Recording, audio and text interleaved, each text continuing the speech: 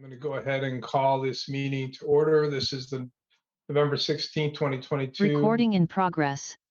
This is the November 16, 2022 Board of Finance regular meeting. Call the meeting to order and recite the Pledge of Allegiance. I pledge allegiance to the flag of the United States of America and to the republic for which it stands, one nation, under God, and liberty and justice of all. Sorry, catching a cold here. Okay. Huh. All right. Hopefully my voice holds out. Next agenda item is public speak. Are there any members of the public that want to speak? It doesn't look like we have anybody. You confirm that, Eric? Looks good. Does not appear that we have any members of the public. Okay. We'll go to agenda item 3, which is additions and deletions of the agenda items. Does anybody have any additions or deletions to the agenda? Okay, hearing none, we'll move on to the town administrator's report. Eric? Okay, so you all got the written report, so I'm just gonna touch on a few of the same highlights that I touched on with the Board of Selectmen, and then I'm available for any questions you may have on it. So there's a bunch of RFPs, requests for proposals, that will be going out shortly. We're about to finally get the one for the HVAC upgrades to the fire station out. I've also spoken to the Board of Selectmen at the last meeting, and I'm talking to CIP tomorrow with the intention of submitting a RFP for HVAC upgrades to the town hall. That'll be basically 3 parts. Part number 1 is installation of ductless split systems to replace the existing wall-mounted units, which are not that old, but a number of them are problematic. It will offer lower total energy usage, and it will also be a lot quieter and hopefully easier to live with. The second part of that would be replacing and doing a conversion from oil to propane. As you know, there's no real indication that oil is going to decrease in costs anytime soon. So it seems propane has been financially a better fuel source for a number of years, and that trend is accelerated in the last year. So the goal will be to convert just the burner of the boiler downstairs to propane, and then at the same time replace the heating system for the community room, the heating and cooling system. Those are both at this point 18 years old. We've had a lot of problems with the cooling system in that building. So it kind of makes sense to do it all at once. And the goal would be to put back in a heat pump with a propane furnace, what's called the dual fuel unit. So you'll use it as a heat pump as long as it's economically viable to do it. When it drops super cold, it's more efficient to convert over to propane. Part of the reason we want to do that is we know we need to do some work down the road on the electrical panel in the main furnace room. And there's enough code violations in that room that without getting rid of the oil tank and the fill tank lines, we're gonna really struggle to do it. So this kills a lot of birds with one stone and sets us up for getting our backup power in the town hall addressed. So that's in terms of like what's coming down the pike in the next 6 months or so. The other really good bit of news, which I also shared with the Board of Selectmen, is that the TRIP program, which is a state funding program that's meant to fund road improvements in rural communities, was originally put out with only allowing it to be used on roads that were major minor collectors and above. And I went on a really intense lobbying effort with CROG and also with Council of Small Towns, and also with going directly to the program administrator for the program and showing him data that the towns they were aiming this program at couldn't actually use it because they set the program conditions such that the smallest of the towns could not benefit from it. So they did just announce Monday that they've retooled the program and we're now going to be eligible. So that's a lot more work for me because it means we got a grant submission due at the beginning of February for a TRIP grant, but it offers the chance to get a fairly significant amount of road work done and 100% funded. So that will be the plan going forward, to do a reconstruction probably of Hendy and Skinner, not all of Hendy, but the section, the bad sections of Hendy in all of Skinner. So that's that. I'm also, in fact, I was doing a little bit of lobbying tonight just for this meeting, but I'm providing testimony to COST, which is Council of Small Towns, for the legislative agenda. And I intend to reach out to both of our new representatives for the town, our new senator and our new representative. And there's kind of three things I'm lobbying for. Two are road work related. One is to change the town aid road formula, because right now it favors bigger towns and disfavors smaller municipalities, and I don't think that's fair. The second thing is to revise the LOTSIP program to make it line up with the federal guidelines that it's supposed to be lining up with, which would allow some spending on rural roads. Right now, we're not eligible for LOTSIP funding. And to put it in perspective, the Capital Regional Council of Governments, which is about 35 towns, spent $38 million last year of LOTSIP funding, or awarded 38, and that's a typical year. So put it another way, there's roughly $1 million of roadwork funding a year per municipality that Andover is not eligible for, even though we're a member of the organization or a member of the COG. So that's that. Those are the major things. Does anybody on the Board of Finance have other questions related to my report?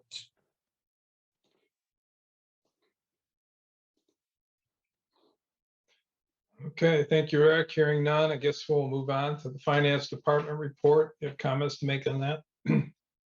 I don't. I did not get nor did I really ask for a specific report from Cheryl, since we only talked to her a couple of weeks ago. Okay. Well, we have the reports in the packet. I didn't personally see anything that was major cause of concern. I think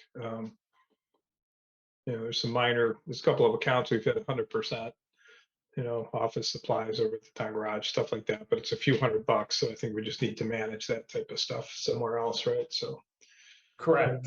not halfway through the year yet, so. Right. So what I did, one of the things we have not been showing the Board of Finance is the revenue information from Edmonds. And obviously you as a board should be seeing the town's revenue. So the problem is that we know we're switching to QuickBooks.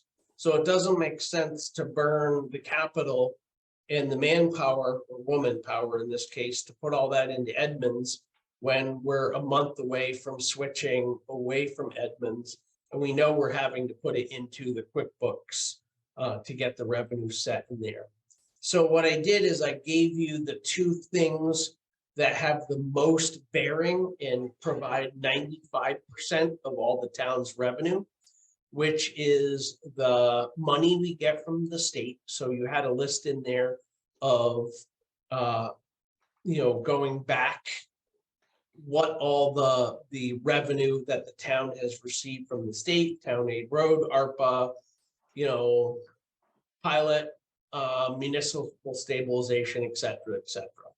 So there's that, and then I also put the tax collector's information in there because that's the other half of the revenue puzzle, the money we take in for taxation. So the good news is we seem to be where we should be in terms of getting money in from the state. I did get a notification 2 days ago that, or yesterday, that the check, the refund check for the road work for the steep grant from 2020 should have hit our account today. We got the notification from the state. So I've verified that it's hit our bank account, but the state said they've sent it. So that's good. I also put in the check register, so you can see pretty much, you know, a 1 month snapshot of every check the town writes. So if there's other things you want, let me know and I'll try to provide them until between now and when we go through the transition, which should be roughly a month from now, maybe a little less. Yeah, I had heard what you said both in the previous meeting and also you know, that Joanne was there too, would have heard it in Board of Selectmen meeting, but we're still on target for December 1st for that conversion? That's according to Cheryl, yes. It'll be an impressive accomplishment to get there, I think. Okay. Any questions for Eric?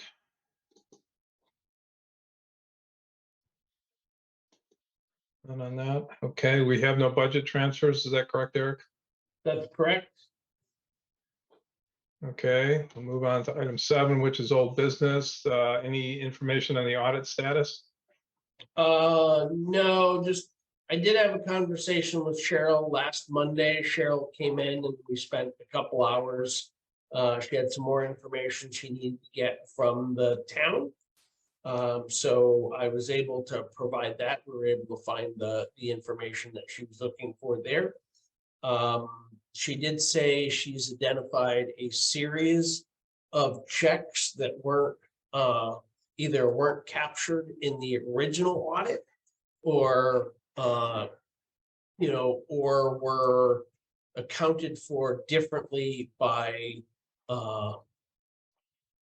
when Jeff McGuire summed up the check register and when the auditor did. So she was trying to work through that.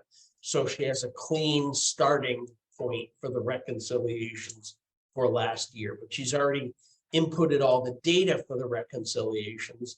What she's really doing is making sure she's got an accurate starting value. And then she felt the reconciliations would go fairly fast since the info was there. It's just a matter of you need the correct initial starting value before you can do it. So that's kind of the status on that. Okay. Any questions for Eric on that? Okay, we'll move on to 7B. So in the packet is this is the review of the updated draft of the purchasing policies. And basically, this is the same one that Diane had revised and sent around to everybody. And I think we were generally in agreement that the policy was solid. And I don't want to mischaracterize it. So, you know, if anybody has concerns, speak up. But there was still a question, and she had it on, I have to see the page. Page 7 and 9, which is, you know, she had renumbered this also, so it's helpful to do that. 433 looks like subsection DA. That might need to be redone in terms of numbering, but there was a question about whether if somebody or if the town administrator or whoever was doing the evaluation on an RFP had selected other than the lowest bid it says the lowest bidder is not recommended to the Board of Selectmen. The situation should be reviewed by the town attorney. If after review by the town attorney, the lowest bidder is not recommended, a detailed letter accompanying the evaluating body's recommendation must be submitted. And then it says more flexibility is allowed for design build contracts. So that's kind of not clear. But I think Diane's question, I think it was a valid one, or somebody's question that she had recorded here was, do we really think we need to talk to the town attorney if somebody was to make a recommendation for other than the lowest bidder. So I don't know if anybody has any other input on that policy. I do think it would be in our best interest to kind of get this passed and biased, but I also don't want to rush it if anybody has any concerns or wants to reevaluate it. I mean, my commentary on that particular question is I do think it's maybe excessive to go to the town attorney if we have a situation like that. You know, that's what that's kind of what we're here to do, isn't it? As the board, we can consider that. And if we think there's a good justification for not selecting the lowest bid, you know, I think we can do that. You know, going to the town attorney just adds, I worry about it adding so much complexity that it'll drag the process out terribly. That's sort of my concern. Yeah, I agree, and I'm not sure it's a legal question, as long as, you know, such as allowed by the charter, et cetera. I mean, either we have the authority or we don't, right? Yeah, well, this actually is, you know, isn't necessarily I don't know that it's a Board of Finance thing. It's it's something that if Eric went out to bid for an RFP for work, Right. you know, for the heating and cooling system for the town building, for example, and then he got 3 quotes that were determined responsible, and you know, one was $50 more than another, but it's through a proven vendor, et cetera, that he had a higher level of comfort with. I think it's reasonable that wouldn't need to go to the town attorney for review, but I do think it does make sense that a detailed letter accompanying, you know, as it says, a detailed letter accompanying the evaluating body's recommendation must be submitted, because they need to explain why they would choose something other than the lower bidder. Yeah, if for nothing else, we want to document why, you know, in case anybody has to go back later and figure out what happened. Yeah. We can And document then that. We can pull that letter and say, okay, this is the decision that was made and why. Yeah, Right. that makes sense to me. And the Board of Selectmen then makes the final decision, I think, in that case, and then, you know, that's on the record, right? Joanne, did you have That was just my only thought, as long as we, you know, with the 3 bids and the lowest isn't chosen, just that there's good reasons presented to the board or whatever. That was my thought too. And I thought, like Rob, it might be excessive to have to go to the town attorney as well. That was it. Okay. The only other thing I think that was an open question when we were talking about it last time, when we had Diane with us, was that, you know, we still had this concept of the preferred bidder thing, Yeah. preferred vendor thing. Sorry. Yeah. And I don't know if we ever really nailed down what we want to do with that. What are the parameters of that? How does that actually work? Because I think it's a great idea, but the devil's in the details on that. And how do we write it up? And you know, I was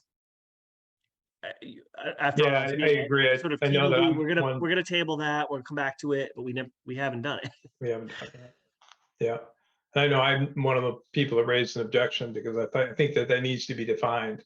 That being said, I think we can do it outside of accepting this purchasing policy, but it needs to be in place, you know? So.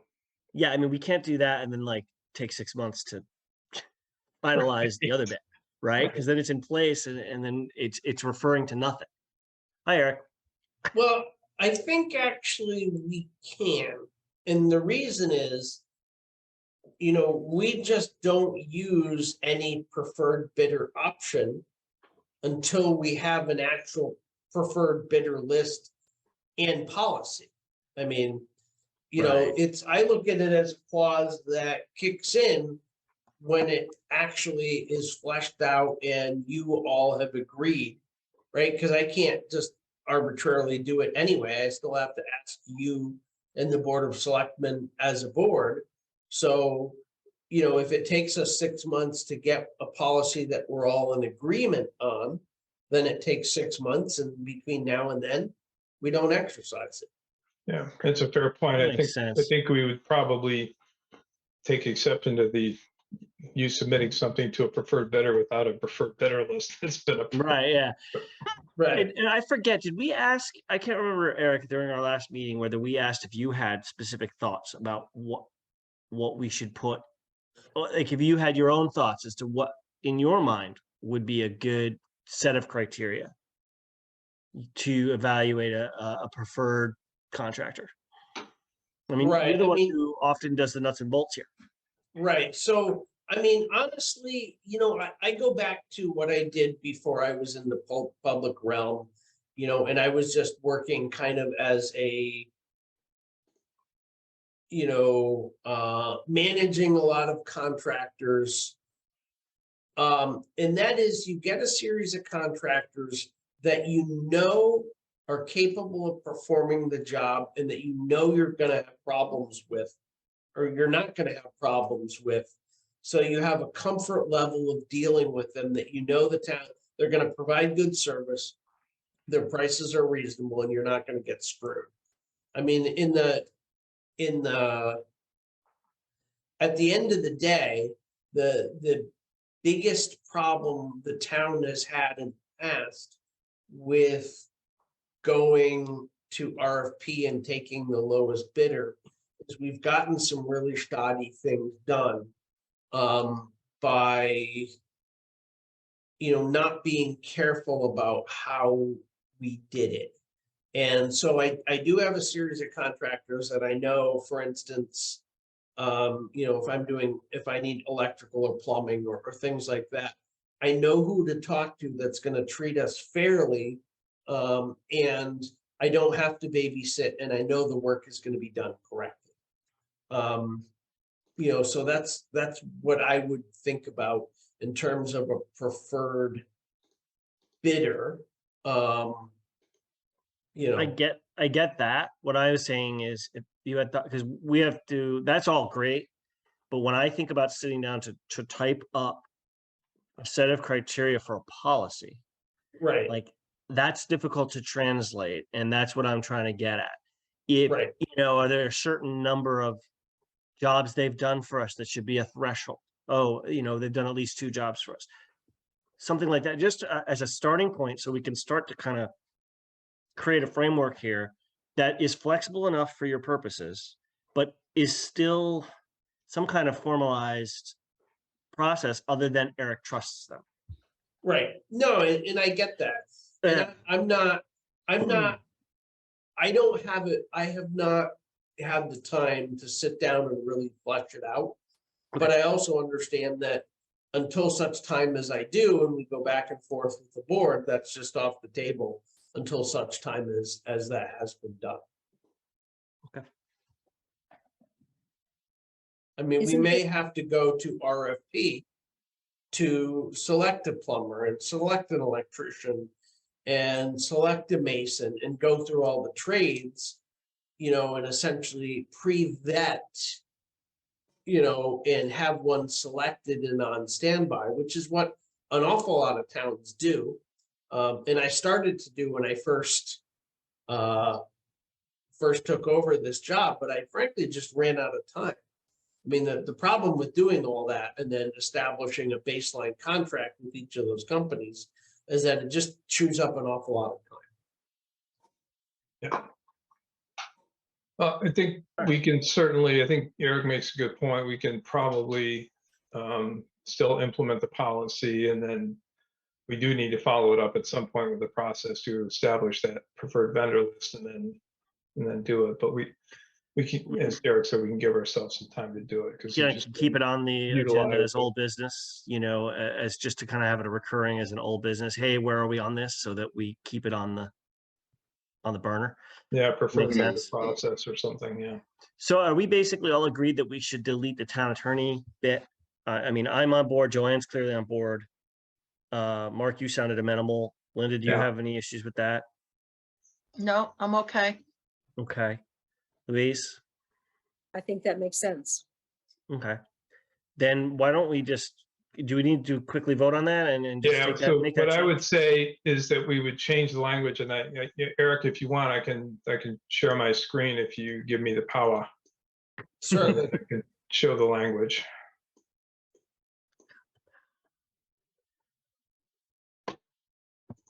Yeah, Okay, and you it- should have- hey, I was looking at the numbering, Mark, and I'm not sure. It's a little unclear to me whether that actually keys off D or not. Anyway, sorry, that's Yeah, it's a little, it's not clear. I 'cause think you it's have a new 4 through section. 3, A, B, C, D, and then A, B, C, But D then again. So we may I- need to look. at the Yeah, numbering at it's- some point. I think it's a different section and it's not really that much of a problem, but I mean, also, there's no harm in just switching it to numbering or something Yeah. to make it clear. So what I would suggest is that if we could have a motion, we could change the language to say if the lowest bidder is not recommended to the Board of Selectmen, and then we go directly down to this, omit this line. Yep. And go directly down to a detailed letter accompanying the evaluating body's recommendation must be submitted. Right, so I will move to go ahead and delete from this policy the bit that Mark has highlighted specifically right there, redlined it. That the situation should be reviewed by the town attorney, and if after review by the town attorney, lowest bidder is not recommended, comma, that all should come out. But, and then everything else remains. So that's my motion. Hopefully that's clear. I think it is.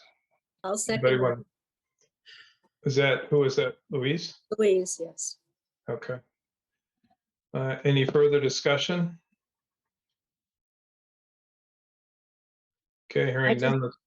Yeah, I was just gonna add that originally we weren't gonna have this meeting, so, I mean, I think it's okay that we hold it one more month. I mean, I like that we looked at that, and I just was gonna add, for some reason, it's not gonna happen now, but I thought that maybe Diane and Eric were gonna get together about that part on the preferred vendors, but maybe I'm wrong. I mean, I know that's not. That might have been on our next steps list, but That obviously was- that's. Yeah, no I longer- thought that was the conversation, and clearly Eric has so much on his table as far as administratively, I guess, so I can see where you can't be writing policies all the time with everything else that he's asked to do at the town, so I get that. All right, that's all. I think we, can look at it and, move it forward as we talked about. Okay. Does anybody have any further comments on this specific change? Okay, hearing none, we'll go ahead and vote. All those in favor, say aye. Aye. Any Aye. opposed? Any abstentions? Okay, motion passes. So I guess the only other thing that I would suggest is we can do one of two things. If anybody has any other motions for changes, we can make those, make a motion for that. We can make a motion to adopt the purchasing policy as it stands, or we can continue this on to our next meeting after people have had a chance to look at it a little more. If you feel more comfortable, I can send out the revised version with this language change. And then we can just vote on it in the next policy unless, Eric, I have no problem doing that. I had intended to kind of send this out earlier, but I wasn't sure if we. Can I ask a question? Yep. About the policy? Yep. When I was reading it on page 4 of 9, 3.2, and down where the dots are, and even up above a little bit, it says, those required to meet a public emergency as defined by the town administrator and reported to the Board of Selectmen at its next scheduled meeting. Shouldn't it be brought to the Board of Finance too? I mean, if he's making expenditures, it just says Board of Selectmen. Hmm. I felt think- left out. I That's a really good catch, Linda, and I tend to agree. Oh, yeah. the only and in the downside- paragraph- What this is saying that he still, Eric still has an opportunity to make the expenditure, but then he needs to report it. And it should be to both the Board of Selectmen and the Board of Finance, right? Like, so there's Right. nothing in this provision that would, because we're gonna add in that he needs to report it to us, it's not gonna delay him, which I think is the key, right? Is it's an emergency situation. So I agree. You're right. Good catch. And also in the paragraph up above where it says the supplies, commodities, et cetera, it ends the same way. It says, not anything not approved during the budget process must be brought forward to the Board of Selectmen for approval. And again, we get left out. Well, I think that the Board of Selectmen's the executive body, right? Right. So, I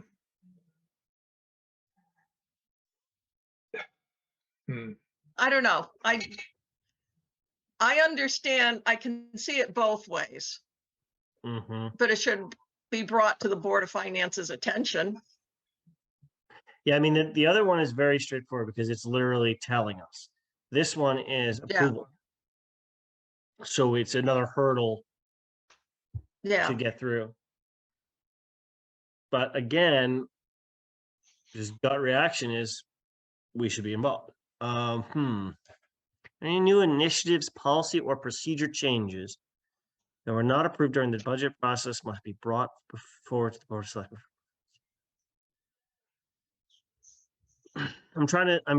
Maybe I'm slow tonight, but I'm trying to envision this scenario here. Like what that's getting at. What are we talking about? so we're talking about public bidding, the public part of the Mhm. public bidding process. So I think part of what this is getting an approval for the Board of Selectmen, it's like a pre-approval to even go to RFP, to public bid. Eric, are you trying to get our attention? No, I'm simply waving because the lights are on motion sensors. And one of them went off, which means in about 2 minutes I would be in darkness if I don't I wait. thought you were over there like, I got a comment. Okay. No, you'll That see me happens do to me that in my regularly. office about three times a day at work, so. yeah. Oh my goodness. Okay. All right. Well, thank you, Mark. That makes it a little clearer for me. You know, I tend to agree with Linda that it at the least we should, I'm okay with the rest of it as is, but I think that, yeah, it would make sense for that second bullet item to be amended and say, report to the Board of Selectmen and the Board of Finance at their next regularly scheduled meetings. Yeah, let's add that for sure.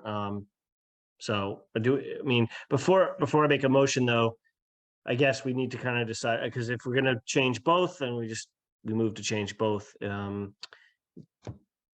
you saying, Mark, you're okay with leaving the other bit, the approval bit, just Board of Selectmen as the executive board of the town? That's sufficient? I don't know. I'm torn. Yeah, and supplies, commodity, service, construction listed below will not require sealed bids, but do require the town administrator, finance director approval, any new initiatives, policy, or procedure changes that were not approved during the budget process. Yeah, again, I think that it would not be a bad idea, would be, I mean, generally Eric's informing the Board of Finance about any financial issues anyway, but, we could so state that, because basically what they're saying is anything in that bullet point list it's not approved during the budget process. So. I think Eric wanted to make a comment. Eric? So 2 things. I totally agree in the first paragraph where it says any new initiatives, policies, or procedure changes that were not approved during the budget process must be brought forward to the Board of Selectmen. That should be Board of Selectmen and Board of Finance. I totally agree with that. Where it says those required to meet a public emergency as defined by the town administrator and reported to the Board of Selectmen at its next regularly defined Sorry. Regularly scheduled meeting. The one thing to keep in mind is I almost wonder whether, where I'm starting to wonder is what happens when we declare a public emergency of some sort. Because a public emergency is declared by the first selectman, but then I'm given the power essentially to carry it out. So I'm wondering, those required to meet a public emergency. If it's a public emergency, there'll be a declaration. And then I hate to say it, but even the regular Board of Selectmen is locked out, for emergency, that is really that is really a first selectman acting through the town administrator in a true town emergency. Now, Well, maybe, yeah, I'm not sure I agree, because what I think the intention of that bullet point is saying is that it says explicitly to meet a public emergency as defined by the town administrator. So what my guess is what this is trying to do is to give you as the administrator the authority to, bid a major, or go to contract for some major, I don't know, sinkhole falls into the, in the road, and you've got to take care of it like now, without going to some kind of sealed bid process that would stop any kind of reconstruction for 60 days. Right. And that wouldn't be, I think in that case, a public emergency, capital P, capital E, such what you're talking about, right? right. Yeah, Also- no, I see your point. I was just gonna say, the other change we could consider is whether, do we want to lock it in as regularly scheduled, or what if they are willing to have a special meeting to speed things up? Do we want, Well, it's just a reporting thing. This is just a reporting thing. This Eric makes the expenditure based on he's defining this as a public emergency. He goes ahead and makes the expenditure bypassing the public bid process because it's Right. got to happen fast. And he just reports it to us later. I guess, yeah, from the way it's worded, I wasn't, I understand exactly what you're saying. I'm just A little wondering weird. Yeah. if it's worded well enough that it's clear that the reporting can happen after. Also, this is totally minor, but the line 2 above that, those furnished by a monopoly utility, I think there's supposed to be a bullet point in front of that. Yep. It's just Yeah, weird you're right. and Yeah. kind of out of. I keep looking at it as like a header for the whole thing, and it's not. Yeah, you're right. Yeah, that's a good catch too. It's driving me crazy. Okay, thank you. Okay, well, that all makes sense to me. So it sounds like we're talking about a couple of changes here. Is changing this text here to say, and the Board of Finance to notify.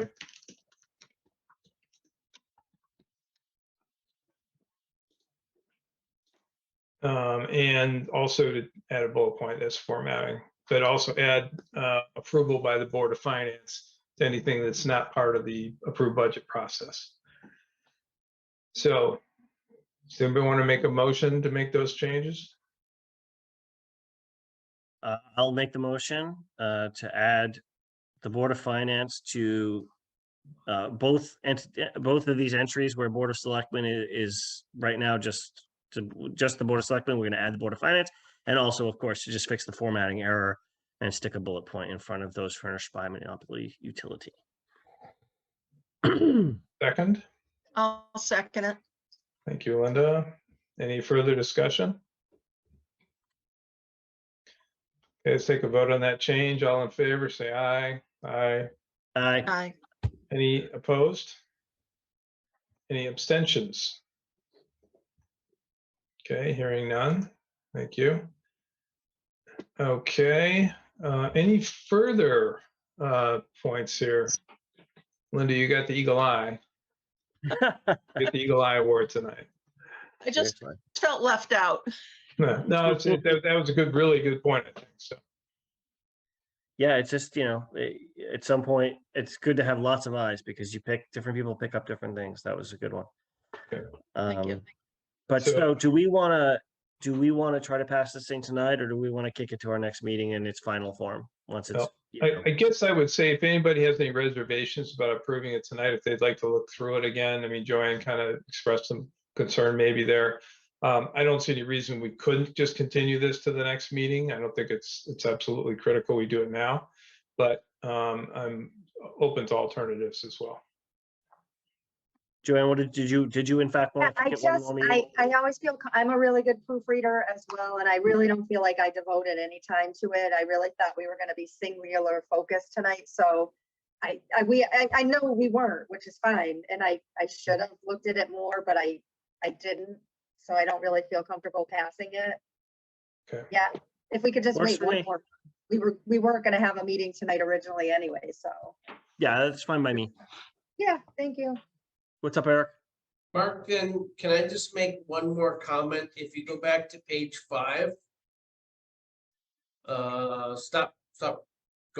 Go down just a little bit. Where it says at a minimum, all bids shall consist of technical and cost components sealed in separate envelopes. I objected to that the last time and my objection still stands. We never get bids. You know, everything is in one sealed envelope and that's the way it should read. Okay, yeah, there's a reason for that. Often having done a lot of proposal work, et cetera, RFP work in the previous job.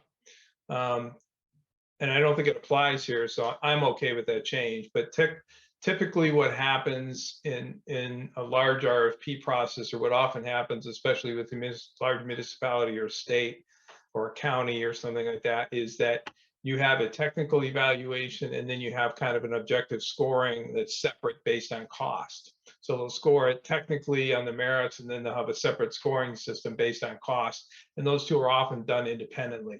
And what they often don't want to happen is they don't want the evaluation committee to see the cost. They want them to evaluate the submittals on their own merit. And so they're not biased by, paging to the end and looking for the bottom line, saying, okay, lowest bid, so there's a reason for that. I think it doesn't necessarily probably apply in our process here. So I'm okay with combining that, but I just wanted to point out that there often is a rationale for that type of thing.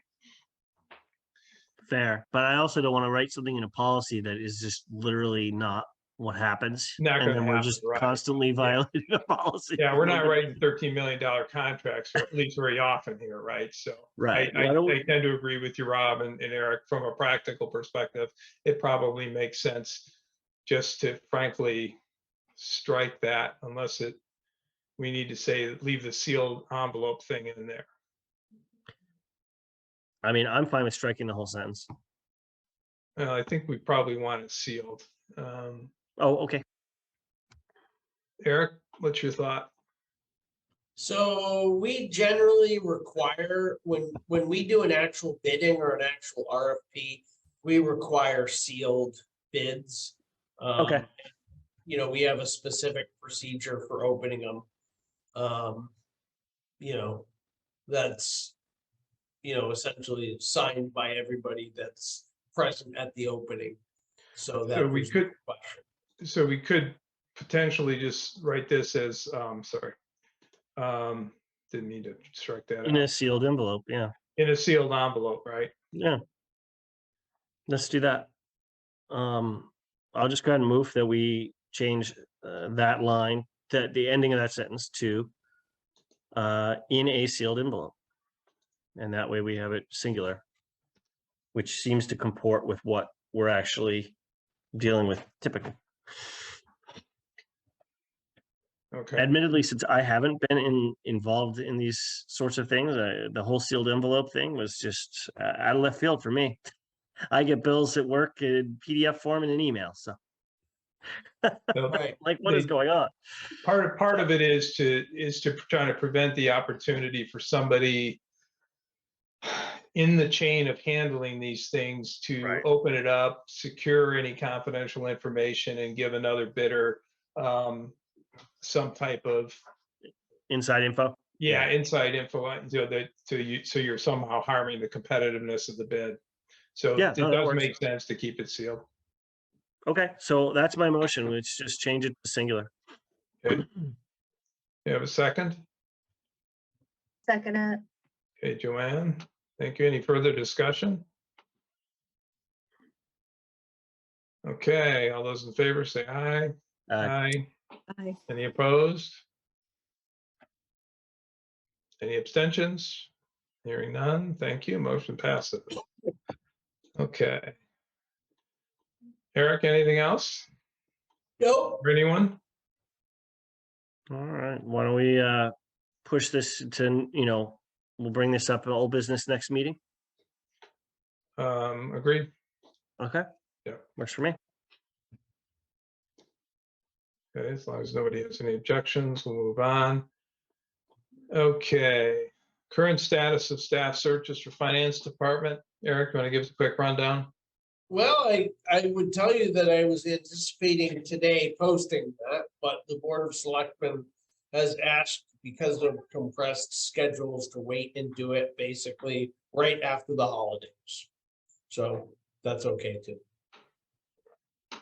So January? Yes, the only thing that gives me a little bit of pause with that is, because that the actual finance person is not the treasurer, but the actual finance person is a union position. And I'm a little nervous about the union busting our chops over having somebody that's, even though it's the same person that was their union person, because they're now part-time, they're now not a union member, technically doing that job. So I wouldn't be totally surprised if I got a little bit of hot water with the union over it, because it has been a while, but if that happens, we'll deal with it. All right, so that kicks us out a month and a half before that gets done. But if that's what the Board of Selectmen chose to do, all right. It's really hard to, advertise, like they were talking about, interview, get really qualified candidates at this time of year. That's Yeah, really it's true. the whole, with the holidays, you lose the whole Thanksgiving.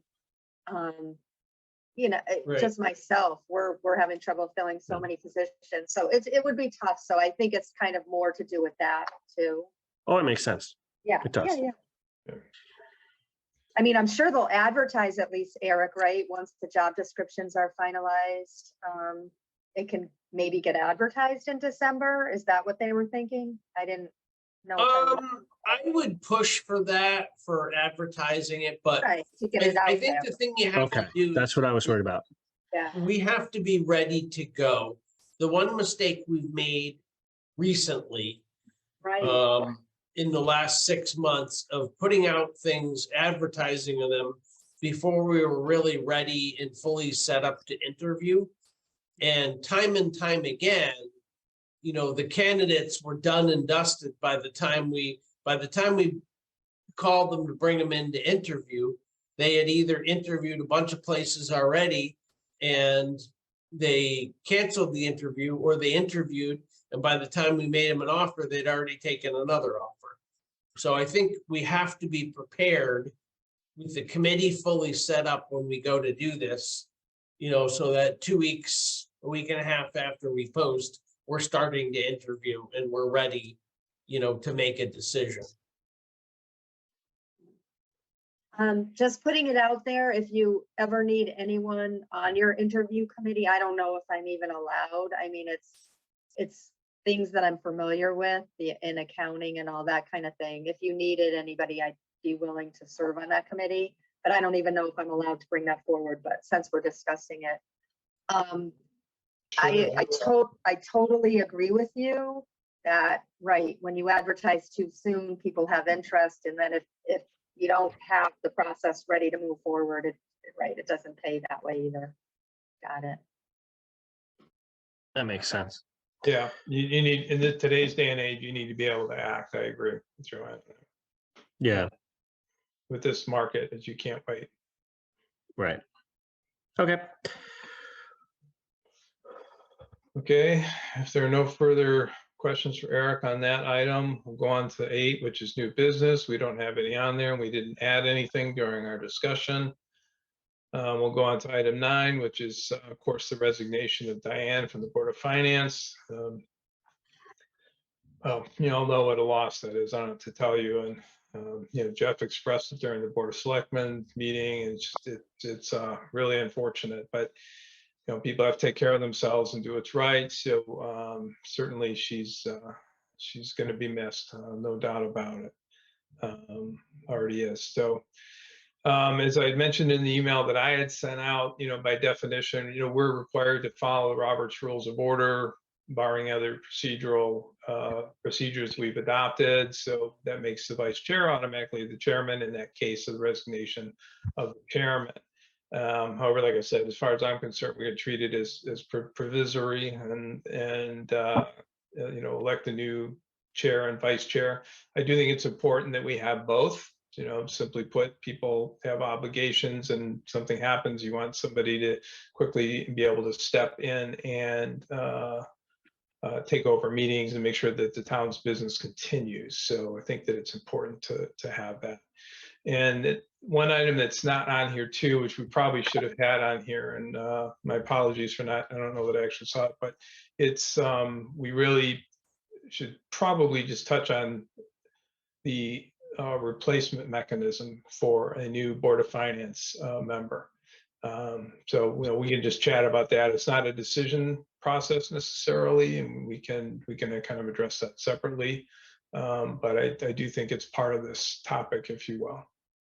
It does fall under the resignation branch. We didn't really miss that. So I guess our first order of business would be to discuss or just select a new chair and vice chair. I'm Mark, yep. I know there was a letter of intention from someone. Are we going to discuss?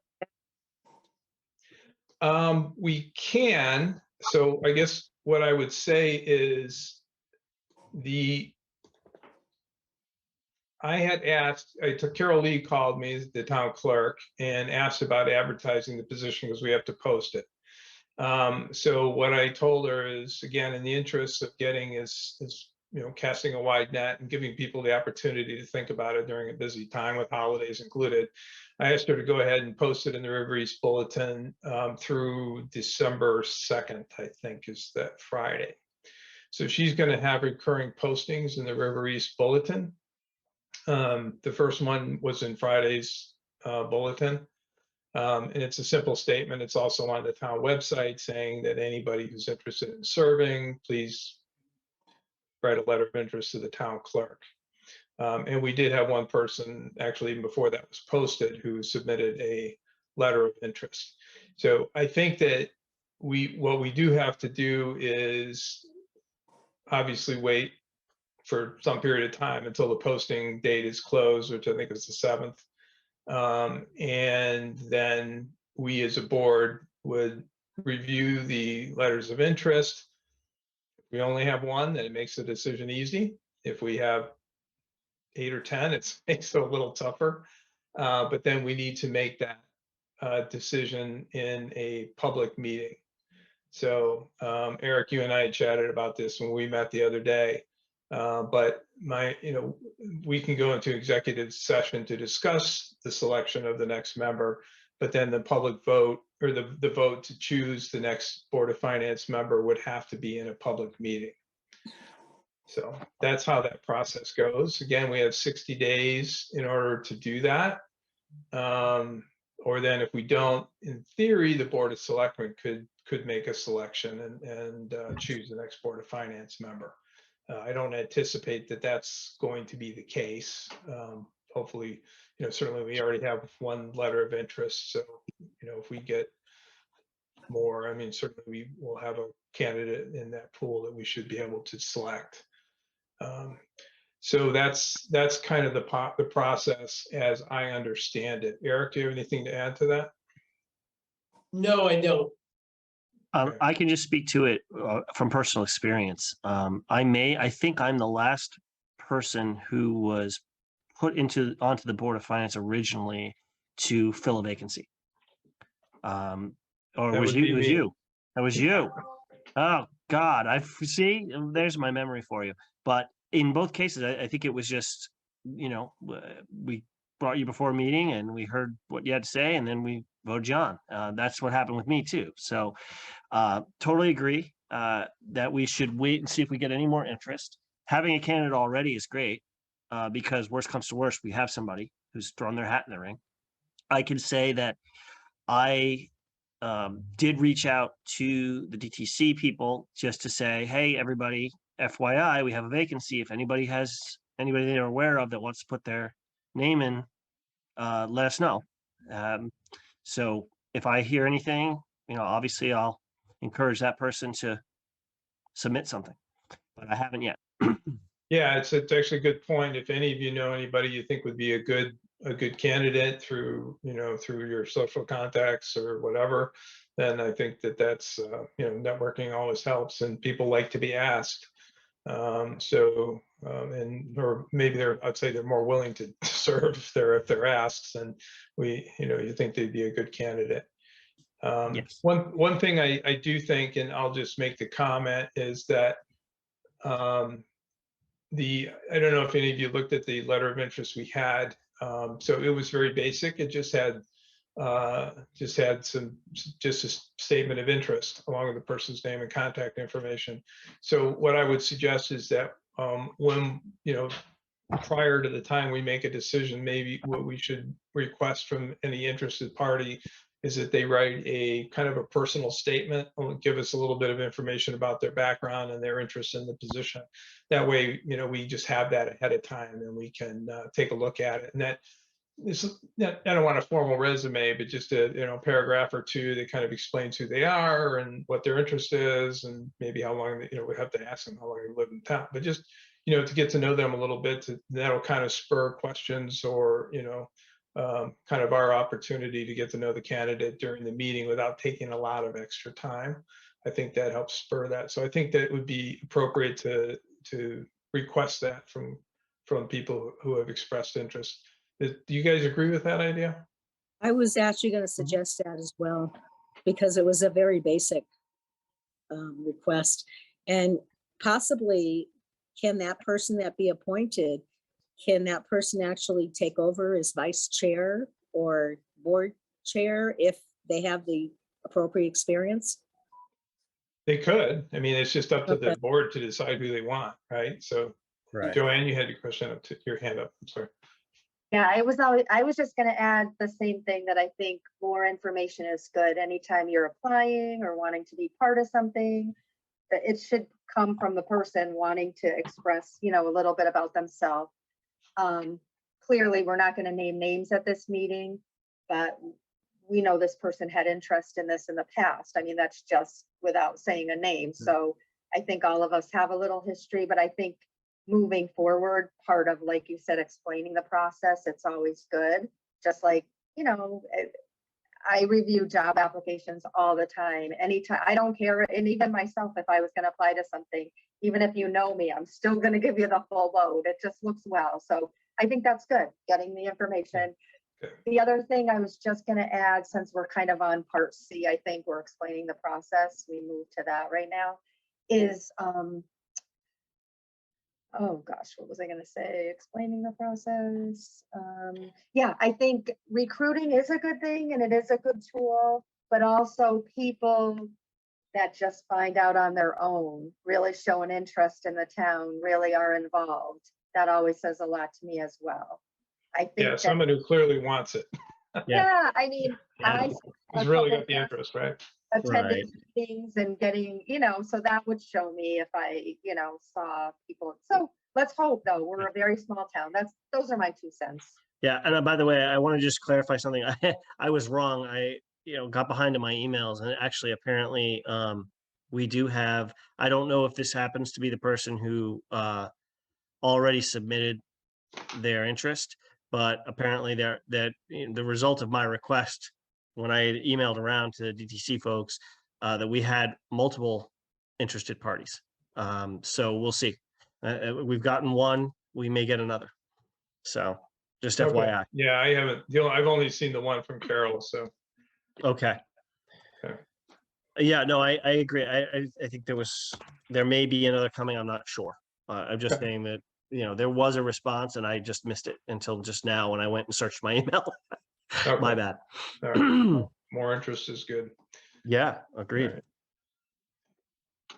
All right. I guess I can stop sharing something necessarily here you guys don't have already. So that being said, I think we can we'll just have to wait and see what we have in terms of our interest. But as long as everybody's in agreement, what we'll do is I think as we get close to that date, we'll just kind of see what we have for interested parties, and then we'll reach out to them and request that they share kind of a personal statement, providing a little bit of their background and explaining their interest in the position, and that'll just give us a better basis on which to discuss it with them and have them talk to us when the time comes.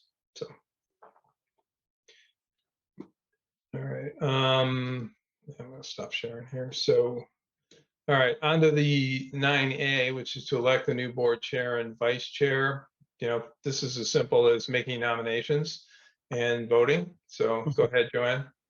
I would like to nominate you, Mark, to be chairman of the Board of Finance. I think you've done a great job in the past as our leader, and I would like to nominate you. And I'd like to second that. Oh, thank you. If you're willing to serve, sir. I am. It took a little bit of the heat off when Diane was taking care.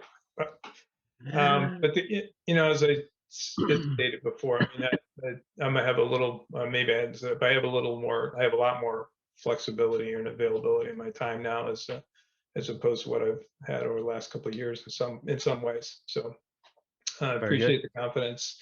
You know, again, it is primarily an administrative position and largely, which just means you're moving the meetings along and trying to make sure you're following procedures. So, you know, it's an equal vote. Everyone has a vote. In fact, often on larger groups, the chairman doesn't actually even vote. And smaller group like this, it just makes sense because you have to be there as a tiebreaker often, although it doesn't really happen in this committee so much, or in this board. Any further discussion? Okay, I'll call for a vote. All those in favor say aye. Aye. Any opposed? Hearing none, I will abstain. Okay, I guess the motion passes. Thank you.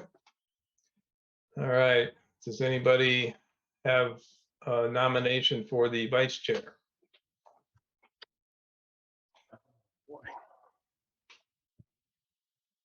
Anybody willing to be the vice chair?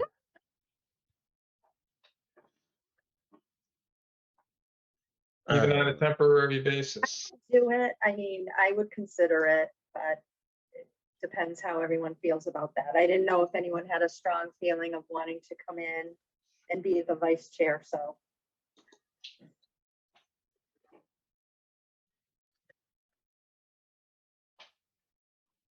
I'll second the motion. I It's not mean, that you know, hard. yeah, I mean, it's to be the backup for the meetings, and then, well, as we just saw, if something were to happen. Yeah. Step in. Or, you know, and it's even if it is something like where the chairman doesn't, you know, it doesn't have to be a resignation situation or something like that. I mean, if somebody's unavailable due to, you know, some other, you know, commitment, then it's good. You just need somebody to have a secondary filler. Okay. I would nominate Joanne since she's so willing. I'm fine with it. So wait, let's actually, I don't know if that was a motion or not, but I'll move to make Joanne vice chair. Let's just formalize it. Anybody got a second for me? I'll second. All right. Okay. Further discussion? Okay, all those in favor say aye. Aye. Aye. Aye. All I those am- opposed? Any All right. abstentions? I guess I'm abstaining. Yeah, you probably abstain when Kinda you're in your interest. It's generally an Absolutely. abstention. So, Mhm. okay, motion passes. Thank you, Joanne. Welcome. Okay, But you can't miss too many meetings, Mark. No, kidding. Just well, joking. speaking of which, no, yeah, I'm just kidding. All right, very good. Any other discussion on that topic? Now, the next one we had there is the procedure for selecting a new chairman. Eric, do you know what that was there about? I didn't. You're on mute, by the way.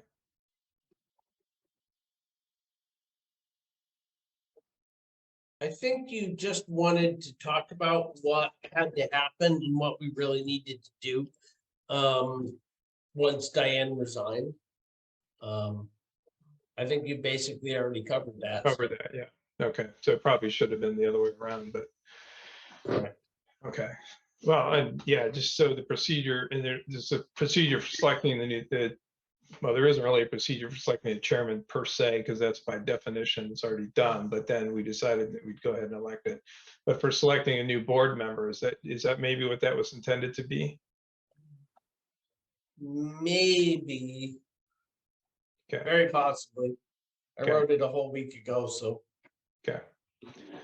All right, but I think I covered that, and they said it is available in the charter if anybody wanted to look at it. I think it's section 208 covers that area about vacancies of elected officials.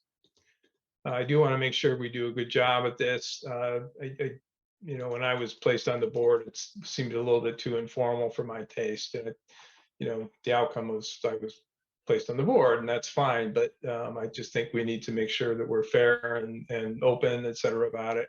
I mean, it was fine; it wasn't anything untoward, but I just want to make sure that that it's done professionally, and I think that we'll do that. Again, just referencing back to the charter to section 208, we have the 60 days to do it. What I think will probably happen, or what I would propose that we happen, I mentioned this in an email, is that what we would do is accept the letters of interest. And then what we could do is either then go on to make a selection at our next regularly scheduled meeting, which is currently December 28th at 7 p.m. What my preference would be to do that a little sooner in a special meeting. I wouldn't mind unless we have urgent business to take care of, I wouldn't mind canceling the meeting on the 28th just because it's in the middle of the holidays. I personally have a little personal travel back and forth that makes it a little complicating. And plus, I'd just like to get somebody on the board for that meeting, honestly, even if we do hold it. So my suggestion would be that we currently, I think it says in the announcement that we'll be accepting letters of interest through the 7th of December, which is a Wednesday. And then what I would propose is that maybe we hold a special meeting the following week, some point. The 14th, Wednesdays tend to be better for people, I think, in general. So the 14th might be a possibility. It would just be likely a one topic meeting just to select the new board member. I'm okay with that. That date I think should work for me. I could do that as well. I think that's great. If we could keep it a one topic, unless there was urgent business, that would be good. Just Yeah, I think so. We just do it quick, and hopefully it would be quick. I don't want to shortchange the process, but I don't Oh, think. no, but one topic would, Yeah, like, to keep it focused and. yeah, Okay. absolutely. Yeah. Should that be a public meeting like we did when you were there? You mean in Or- person? Yeah, It's a really good question, Louise. There's a lot to be said for talking to somebody in person. So, Illnesses are going, like that's right before the holidays, and sorry, being in person just brings up the whole COVID, get sick before the holidays, and I had to miss Christmas with the family last year just because of family members. So I just want to throw that out there with the in-person meetings. it's Just a after the fair- holidays, I'm all fair good, point. once I see my family. Well, I think we can, Whatever we have to do, I guess. yeah, I think we can decide that separately. It doesn't, we don't need to decide that tonight. Let's kind of see where we are. Honestly, if we have one letter of interest, I don't know that we need to sit there and have some kind of in-person meeting. I don't know that that's going to add any value.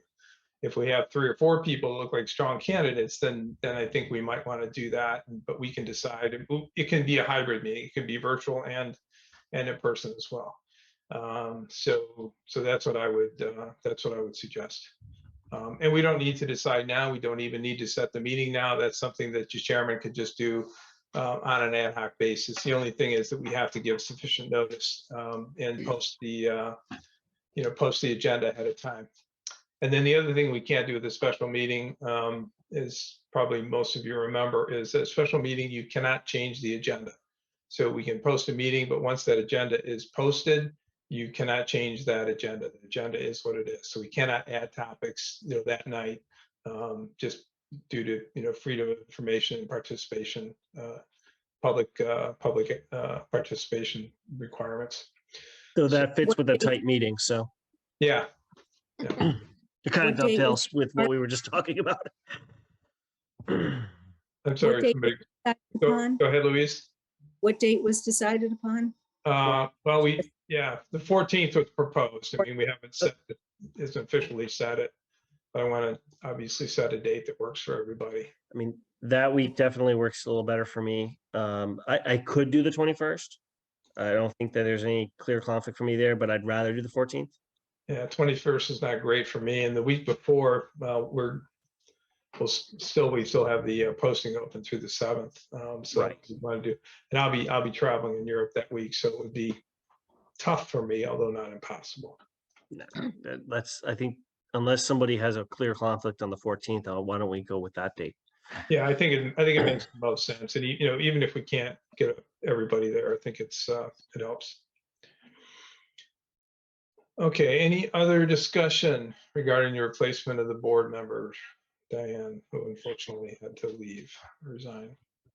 I just want to Right. publicly, I know we already gave Diane her just due, but I just want to personally say, I've learned so much from her and she's become a friend. I really, I'm gonna miss her and really appreciate all she brought. And it was a pleasure serving with her and just want to give her her just due. She's a great person. Yeah. And I just wish her well though. I Yeah, want everybody absolutely. I do wish her the best. Yeah. So I wish her the Thank best. you She for was bringing that up. great Yeah. help and bringing me along too. So thank you, Diane. You will be missed. Maybe we'll see her back again someday. Right, right. I was gonna say, if it wouldn't, we can always hope that That's right. we'll have her back, but All right. Thanks, John. Any other discussion? Okay, we'll move on to item 10, which is the approval of the meeting minutes from October 26th. Does anybody have a motion to approve the meeting minutes? I'll make a motion to approve the minutes. Louise, thank you, Louise. Anybody want to second that motion? I can second them. Okay, Joanne seconds. Any discussion? Okay, all those in favor say aye. Aye. Okay. Any opposed? Any abstentions? Hearing none? Yeah, Linda? I abstain. Oh, that's I right, did you weren't watch the there. movie, but watch it, but I wasn't here. Okay. I just was It's an interesting point. I wonder if you could still approve them based on the fact that you watched it in video. Okay, I don't know. Legally and technically, even if you abstain from a meeting, you can still approve the minutes. oh, okay. You're not obligated to, it's a courtesy and most people do, but you're not under any obligation. Yeah, it's just are you in a position to effectively judge the minutes would be like anything else, right? Okay. Okay, so I think we can let it stand as is. Yeah, Joanne? I just was wondering, Eric, who is doing the minutes for various meetings right now? Or, Marina will, I'm sure, do the minutes for this meeting. okay, thank you. All right, moving on to agenda item 11, liaison reports. Do we have anything to report? I think CIP is meeting tomorrow, so I don't have anything for you from CIP. Right, Eric? We're meeting with you. Correct. Office.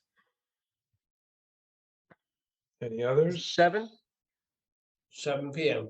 7, all right. Okay.